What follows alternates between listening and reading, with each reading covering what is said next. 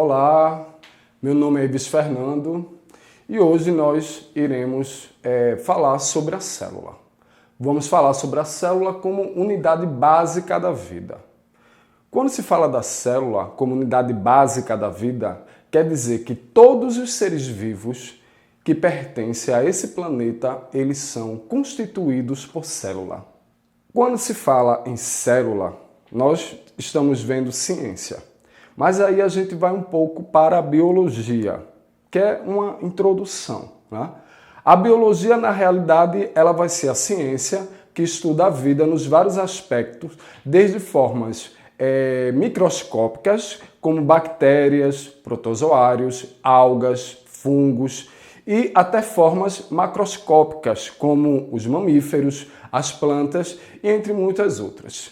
Por exemplo, a gente tem a citologia, a histologia, a embriologia, a evolução e a genética.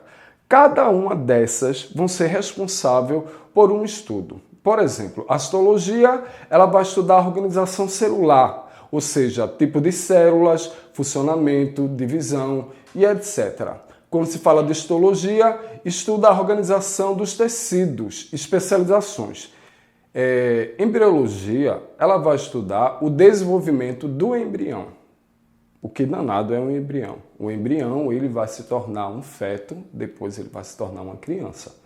Isso daí vai acontecer com todos os seres vivos. Na nossa espécie, a gente tem aí a espécie Homo sapiens, que é a criança. E daí a embriologia, ela estuda os tecidos embrionários, ela vai estudar suas especializações e ela também vai estudar os anexos embrionários.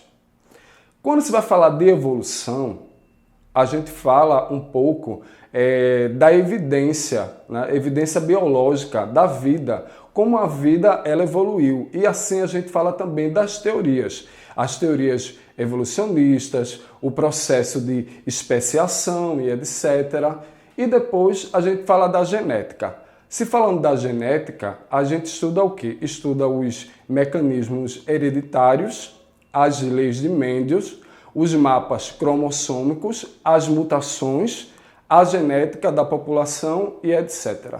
Também na biologia a gente tem ainda a zoologia, a fisiologia animal, a botânica e a fisiologia vegetal. Além das áreas citadas, de acordo assim, com o interesse, né, do ensino, da pesquisa, outras áreas também são criadas, como a microbiologia, a paleontologia, a botânica econômica e a parasitologia, como a imunologia. Vamos conhecer um pouco a célula. Falando um pouco da citologia. A citologia vai ser uma área da biologia que vai estudar a célula em sua organização, morfologia, funcionamento, composição química e os mecanismos de divisão celular. Dizemos que todos os seres vivos eles são formados por células, né? Sendo conhecidos desde formas unicelulares até formas pluricelulares. Vamos falar sobre os organismos. Existem dois tipos de organismo. O organismo que é unicelular e o organismo que é pluricelular. Quando se fala do organismo que é unicelular, é aquele organismo que tem a célula como sendo o próprio organismo. Isto é, a única célula é responsável por todas as atividades vitais como alimentação, trocas gasosas, reprodução e etc. Conforme a imagem que vocês estão vendo, a gente tem um exemplo aí de organismo unicelular que é a bactéria e a gente tem também um protozoário, um paramécio. O organismo pluricelular já vai ser aquele organismo que vai ser constituído por diversas células, milhares de células, milhões de células, até trilhões de células. Ele vai apresentar um corpo com tecidos, órgãos, sistemas especializados em diferentes funções vitais. As células, os pluricelulares, eles vão se diferir quanto à sua especialização e de acordo com os tecidos que elas pertencem. Quanto à organização celular, as células podem ser procarióticas e eucarióticas. As células procarióticas, elas vão apresentar uma organização mais simples, sem núcleo organizado, sem organoides. Por exemplo, ela não tem o retículo endoplasmático, ela não tem o complexo de Golgi, ela não tem mitocôndria e entre outras organelas. Mas possuem células procarióticas, os organismos do reino quê? Do reino Monera. Então, todo organismo do reino Monera, por exemplo, bactérias e cianobactérias, elas fazem parte das células que são procarióticas. Mas, se tratando das células eucarióticas, ela já vai apresentar aí uma maior complexidade. Por quê? Porque o seu núcleo já é organizado, já vai apresentar carioteca, apresenta nucleoplasma, apresenta também nuclero e além do citoplasma com várias organelas, que a gente pode chamar também de organoides, que são organizados com um sistema de membranas, como por exemplo o complexo de Golgi, o retículo endoplasmático, a mitocôndria, o cloroplasto, entre outros. Podemos ainda considerar a fisiologia celular, o que caracteriza a diferença da célula autotrófica da célula que é heterotrófica. A célula que é autotrófica, ela é autossuficiente, em termos assim, nutricionais. Podemos ser o quê? Fotossintetizantes ou quimiosintetizantes. Ela não precisa se alimentar, ela não precisa absorver, ela não precisa comer essas células que são autotróficas, que são diferentes das células que são heterotróficas. Por quê? A célula que é heterotrófica, ela não vai apresentar autossuficiência. E por não apresentar autossuficiência, ela vai depender da aquisição de nutrientes, né? E essa aquisição de nutrientes vai ocorrer pelo meio extracelular por absorção direta ou absorção, né? Após um processo aí de digestão ou se não por uma ação enzimática. Então, são heterotróficas as células animais dos fungos, dos protozoários e de muitos tipos de bactérias. Vocês estão vendo agora a célula como unidade de eficiência na estrutura do funcionamento dos seres vivos. O sucesso da organização celular e sua fisiologia celular, ela vai estar relacionada em várias características e propriedades dos diferentes componentes celulares. Entre eles podemos destacar a célula como unidade básica da vida, ela vai apresentar um alto teor de água, vai apresentar compartimentação, uma presença de material genético e uma presença de enzimas. Quando se fala de um alto teor de água, quer dizer que a célula ela é completamente ocupada por água, o que vai facilitar a dispersão de substâncias e a ocorrência de reações químicas. Quando se fala de compartimento, ela vai apresentar aí um vaso de sistema de membranas que vai formar numerosos compartimentos, isolando os processos metabólicos entre si, estabelecendo um fluxo organizado dentro da célula e oferecendo uma superfície desproporcionalmente grande em relação ao volume celular. E quando se fala de presença de material genético, quer dizer o quê? Que a célula no seu interior, as informações necessárias, ou seja, o DNA, para criar e manter sua própria organização e para coordenar as atividades que realiza. Quando se fala de presença de enzimas, o material genético ele vai determinar a produção de enzimas catalisadores que permitem a ocorrência de reações que, sem eles, levariam milhares de anos para ocorrer. Ela também apresenta uma economia, né, e uma interação com o meio. Quando se fala de economia, está se falando do rendimento dos processos celulares, que é elevado. E quando se fala de interação com o meio, as células elas vão interagir intensamente com o ambiente onde estão.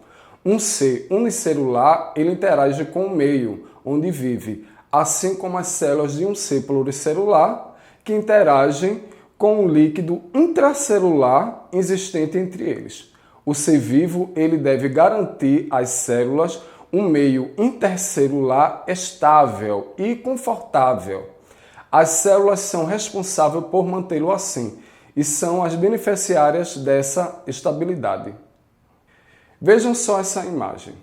Embora usada como modelo para estudo, uma célula típica contendo todas as estruturas possíveis não vai existir.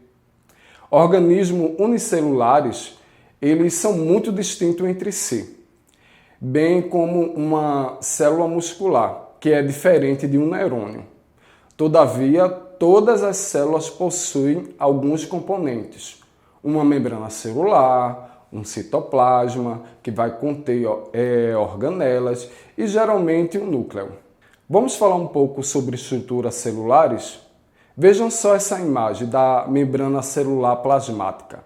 A membrana celular plasmática ela vai envolver toda a célula e não é contínua e apresentam poros, por meio dos quais realiza a troca de substância com o lado exterior. Citoplasma é uma porção da célula que é localizada entre o núcleo e a membrana plasmática e contém uma parte bem fluida, que é denominada citosol.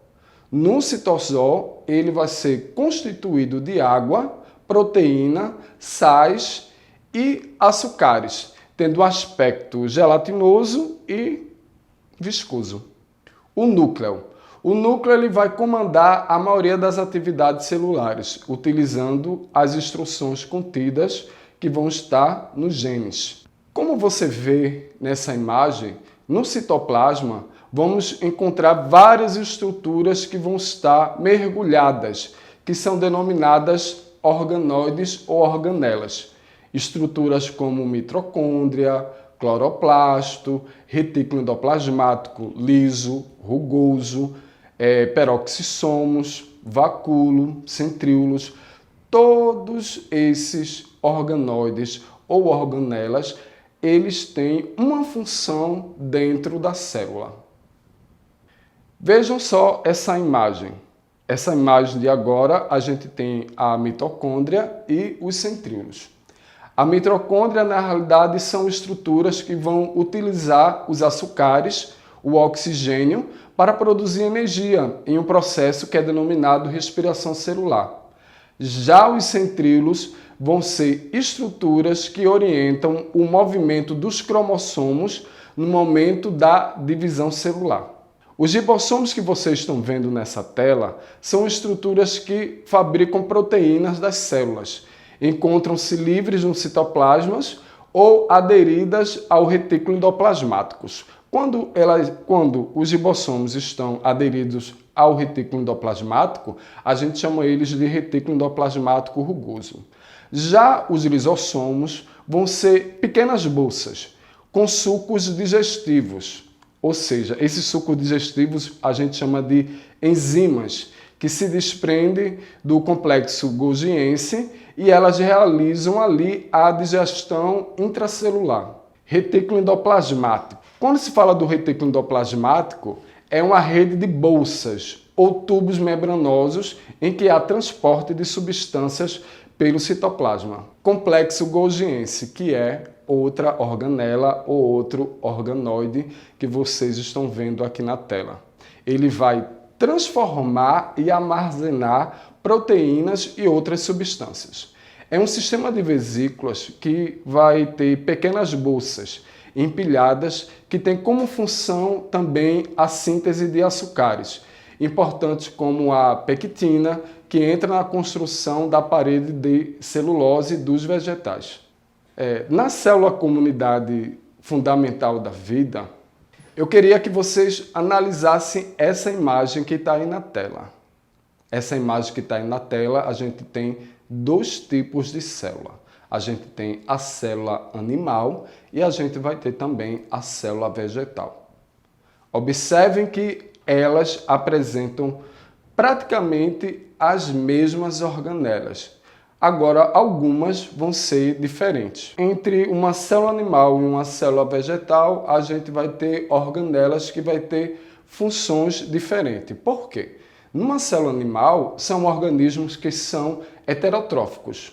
E numa célula vegetal, são organismos que são autotróficos. E por serem organismos autotróficos, eles vão realizar fotossíntese e por causa disso ele tem uma organela que é chamada de cloroplasto, que não vai existir na célula animal. Vamos falar agora um pouco sobre o núcleo e a informação hereditária. No núcleo é onde se encontra o DNA. Tá? Nos organismos que são eucarióticos, por essa imagem que vocês estão vendo do núcleo, o núcleo ele vai ser uma estrutura celular no qual as informações hereditárias elas vão estar armazenadas no núcleo. As informações são instruções específicas em forma de código para a síntese de proteínas, segmentos de DNA e que tem essas instruções são denominadas de genes. Se falando de cromossomos, a gente tem que dizer que o conjunto de cromossomos de cada célula de um organismo ele vai ser denominado cariotipo. Né? Cada espécie de ser vivo vai ter um número diferenciado de cromossomos. Nas células humanas, há 46 cromossomos. Quando se fala das células da mosca, elas têm 8 cromossomos. Vamos agora falar sobre divisão celular. Olha só para essa imagem, que vem falando sobre a divisão celular. Nessa imagem daí, a gente tem o que se chama de mitose e de meiose. Por que mitose e meiose? E porque antes eu estava falando de núcleo, que no núcleo armazenava ali a questão da herança, do código genético, dos cromossomos. Então, na nossa espécie humana, a gente vai ter 46 cromossomos, tanto o homem quanto a mulher. Só que, através da divisão celular, a gente tem dois tipos de divisão, que é a mitose e a meiose. A meiose, ela vai ser o seguinte, ela vai pegar ali a metade, ela vai pegar o número de cromossomos e dividir ele pela metade. Se o ser humano ele tem 46 cromossomos, ele vai ter ali 23 cromossomos. Isso vai acontecer aonde? Na produção do que a gente chama de células germinativas, ou seja, o espermatozoide ou o óvulo. O espermatozoide ele tem a metade do cromossomos, como também o óvulo ele também tem a metade do cromossomos. Então o que acontece?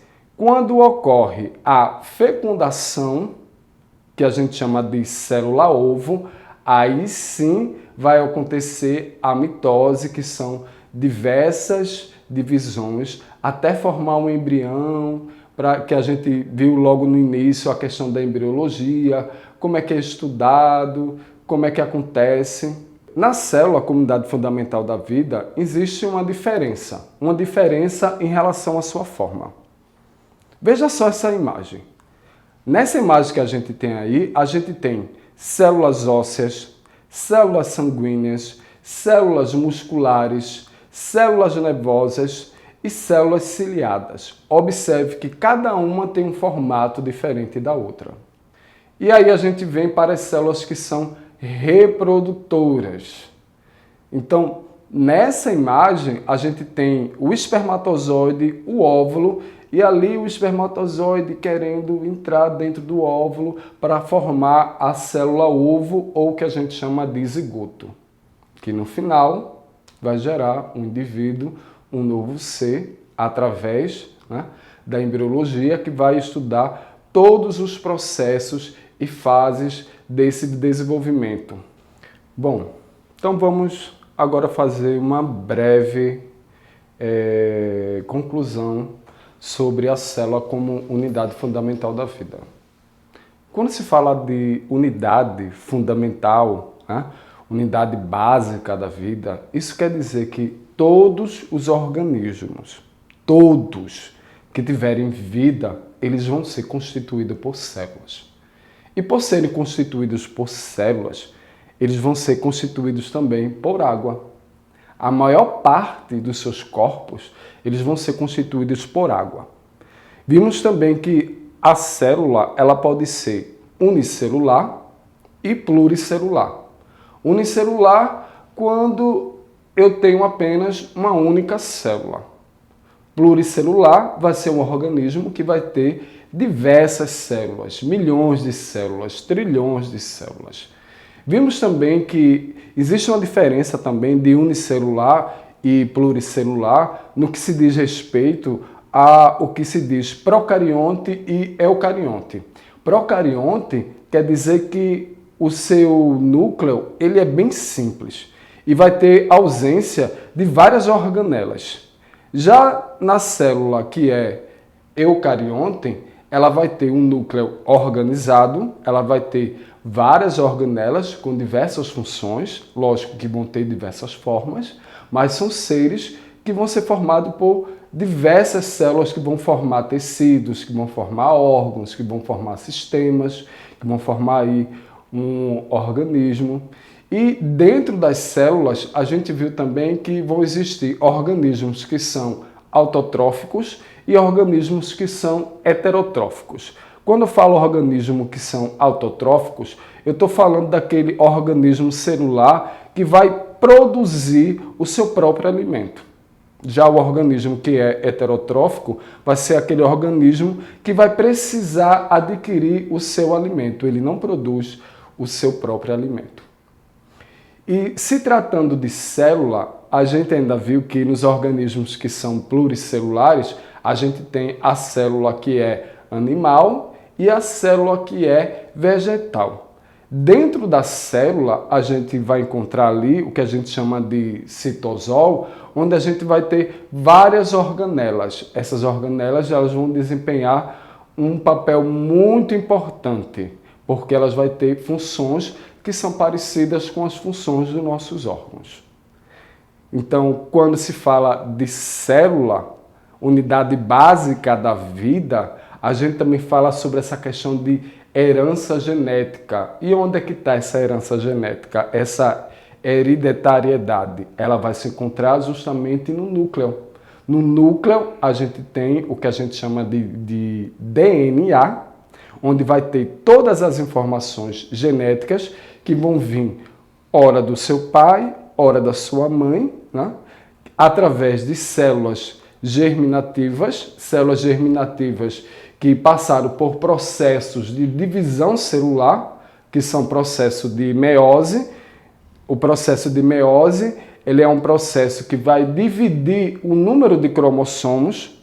Cromossomos, como assim cromossomos? Cromossomos, ele vai estar ali dentro do núcleo e cada espécie vai ter um número de cromossomo. A nossa espécie humana, ela tem 46 cromossomos, mas através dessa divisão, que é a divisão da meiose, ela vai dividir esse número de cromossomos, que é 46, a 23 cromossomos. Ou seja, vem 23 cromossomos do seu pai, que está ali ligado no espermatozoide, e 23 cromossomos da sua mãe, que vai estar ligado à célula germinativa, que é o óvulo.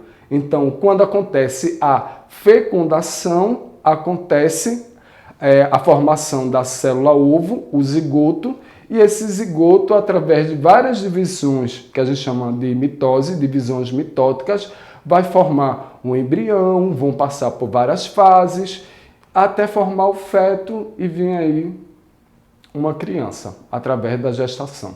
E quem estuda isso na biologia é o quê? A embriologia, onde dentro da biologia ou da ciência a gente tem embriologia, citologia, histologia, botânica, microbiologia, dentre outras áreas que vão ser tão extensas dentro das ciências.